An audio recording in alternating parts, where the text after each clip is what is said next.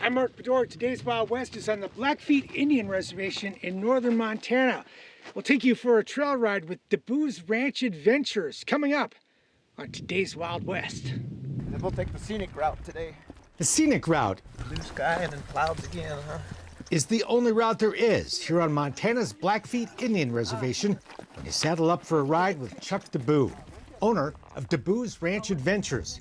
It's a beautiful, cool fall day in late September. Can't complain about the scenery, huh?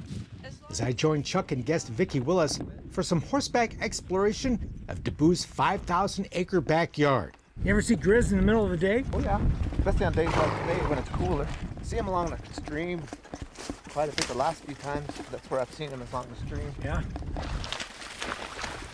And here in northern Montana, within sight of the Rocky Mountain front, the neighbors include grizzly bears.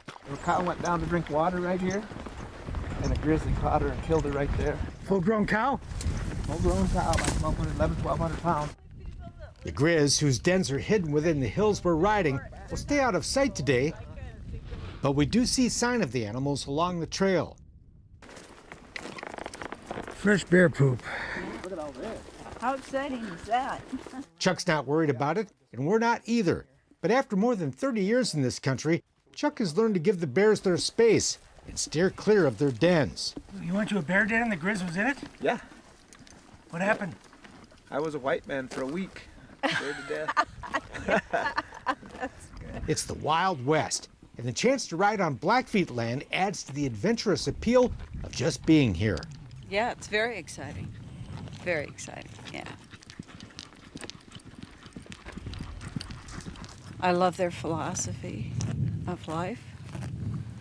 I love the way they treat Mother Earth. And I think it's right. Chuck's an enrolled member of the Blackfeet Nation, but the lifelong rancher is as much a cowboy as he is Indian. Indian cowboy, you know, you'll hear that term a lot. Is that what you'd call yourself? I do, yeah. I've always kind of felt that way. So, an enrolled member of the tribe. I mean, so you're an Indian, but also, I mean, you got that cowboy spirit. So, and it's the way we grew up, you know. So, we'd call it Indian cowboy. DeBoo's been hosting visitors for about 20 years, taking some 10 guests at a time, including many from Sweden. Guests are drawn to both the chance to experience this amazing land and the opportunity to learn about Native American culture. Some of it is, you know, more so than I thought in the beginning. You know, I thought it'd be more about the, you know, the cowboy and the horseback riding, but you kind of get the cowboy and the Indian aspect, you know, being on a reservation like this and the history that's already here. So We got off our horses to stretch our legs at a place called Pine Ridge that features an amazing view of the Rocky Mountain front. And from this point, you can also see the snow-capped peaks of Glacier National Park.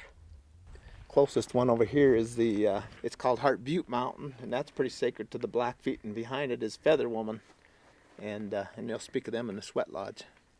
We spent a few minutes savoring the view from some rock outcroppings on top of the ridge. So we can see Glacier from here? That's Glacier, yeah. That's You can see the high peak to the left The there, that's top. part of it, and then all this in front.